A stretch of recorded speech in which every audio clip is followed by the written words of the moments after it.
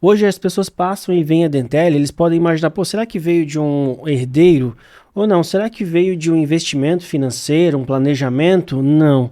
A Dentelli, ela nasceu da dor e da dificuldade. É dali que nasceu. A doutora com dor, triste, não tinha frustrada com a odontologia, chegava em casa triste e nós também passávamos dificuldade porque eu acho que eu já tinha até pedido a conta, estava tentando empreender algum outro negócio.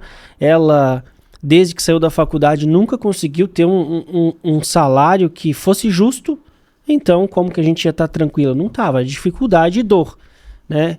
E disso nasceu a vontade de você ter um consultório para...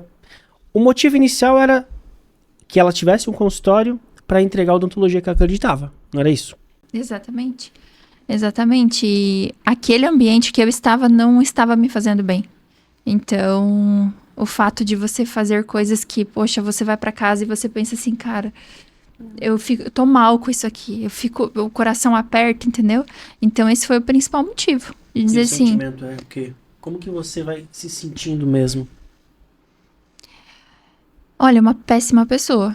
Porque você tá tratando o pai de alguém, a mãe de alguém, o filho de alguém. Não é um dente que você tá tratando, né? E aí você pensa assim, tá, mas e se fosse o meu pai? E se fosse a minha mãe? Será que eu gostaria que o atendimento fosse dessa forma?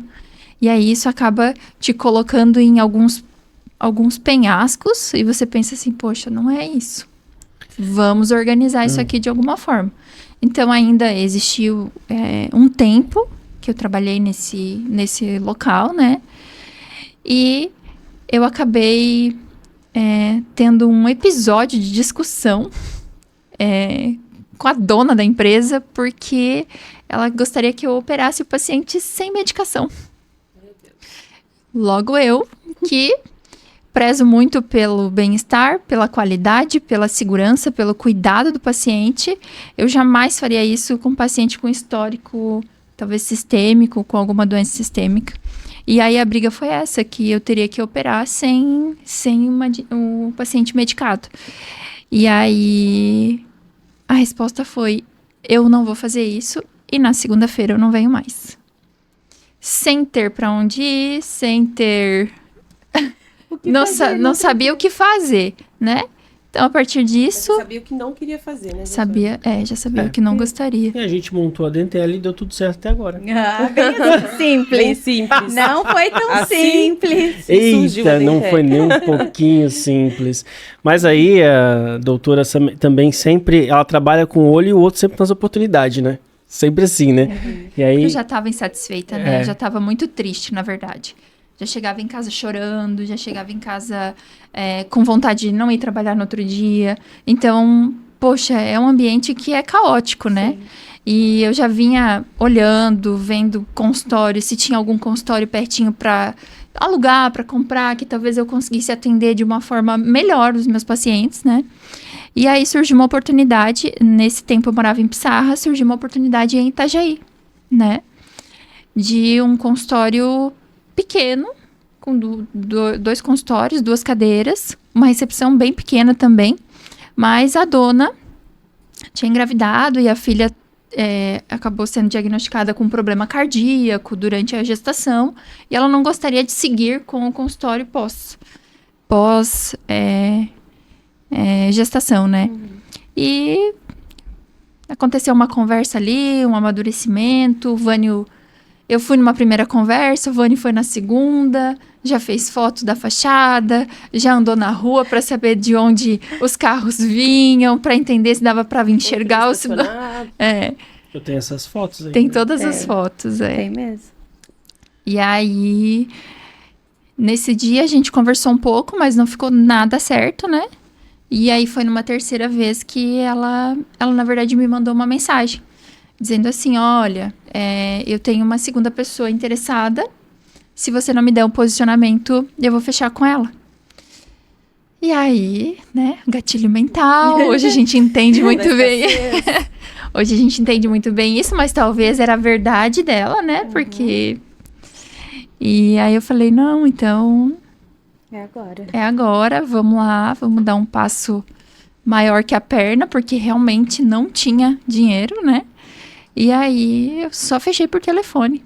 E aí eu falei, um sinal eu consigo te dar tal dia, mas o restante do dinheiro eu não tinha. Então eu tinha que correr atrás pra poder... A coragem, né? Exatamente. Exatamente. E aí, então, a gente conseguiu esses 40 mil reais emprestado do banco, né? Até acho que foi no nome do teu pai, né? Que nem crédito a gente tinha. Ah, eu não tinha crédito, então me desculpe. A doutora ainda tinha crédito, né? Eu nem crédito tinha, mas a vontade de empreender era muito grande, né? Então nós começamos ali, numa humildade tão grande, o consultório, quando a gente chegou, não funcionava nada.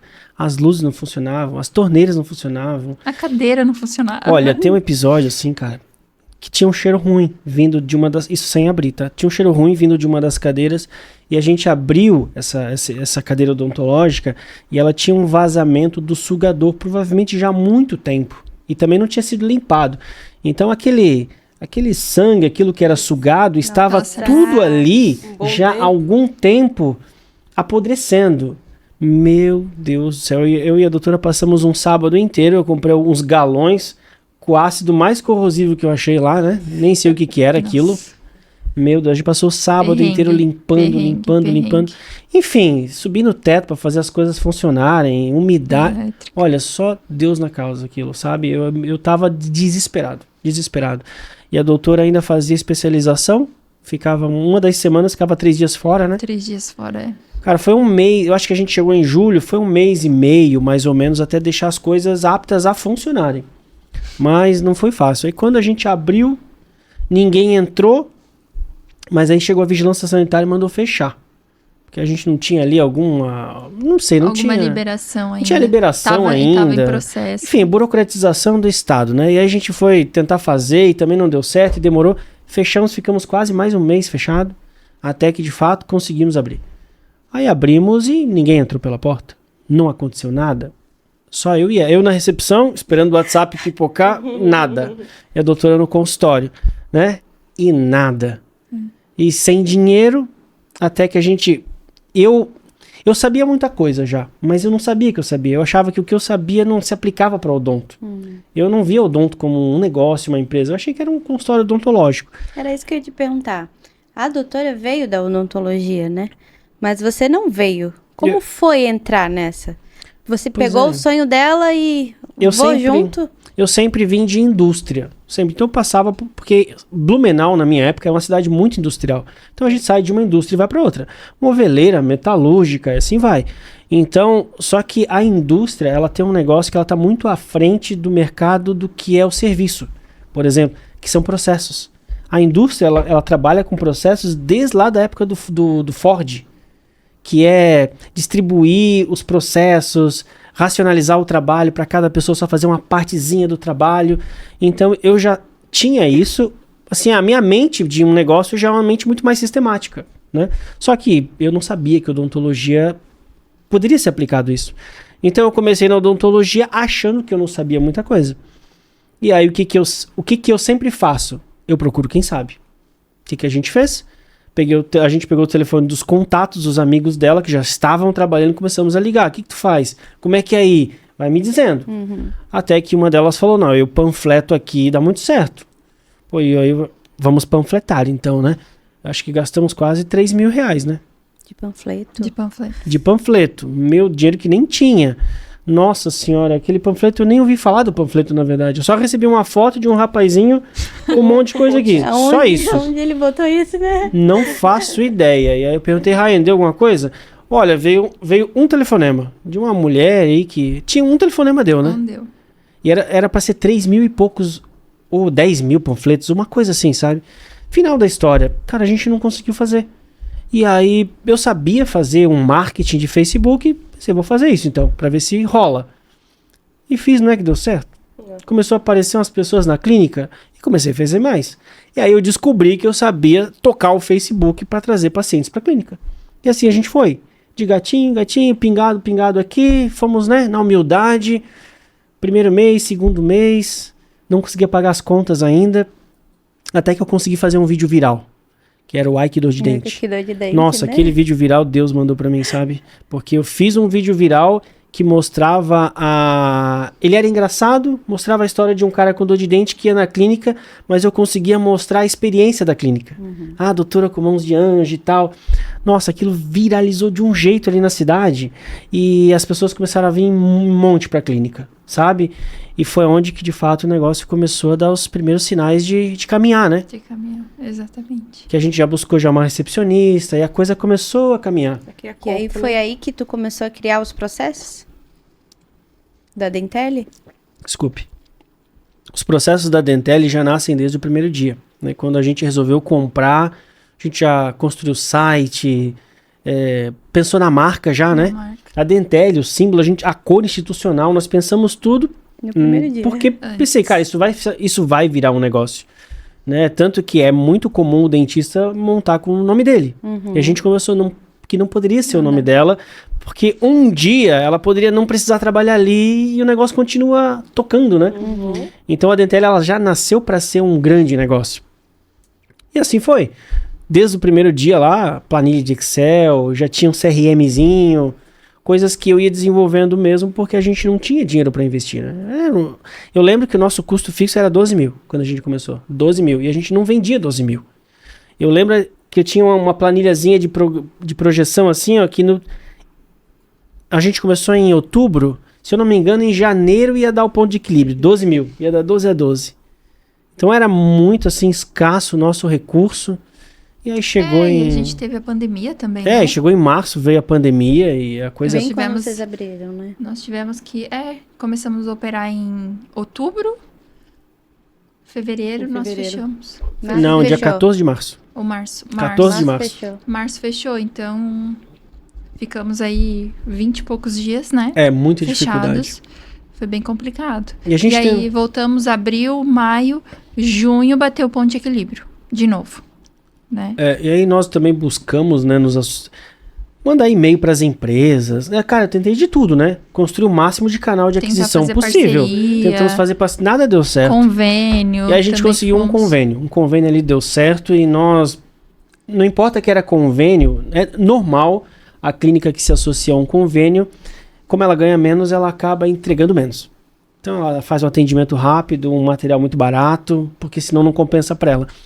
E a gente resolveu que convênio é a mesma coisa que particular. Mesmo que a gente não fosse ganhar tanto dinheiro ali. Entregar a mesma qualidade. A mesma coisa. Então as pessoas vinham do convênio com a expectativa lá no chão e quando a gente entregava aquilo, eles ficavam de boca aberta, né?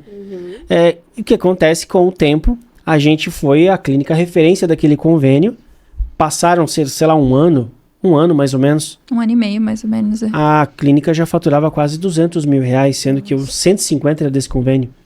Né? Então, de fato, um resultado muito bom, fora que a gente começou a ser conhecido por muitas pessoas, mas ao mesmo tempo um resultado preocupante.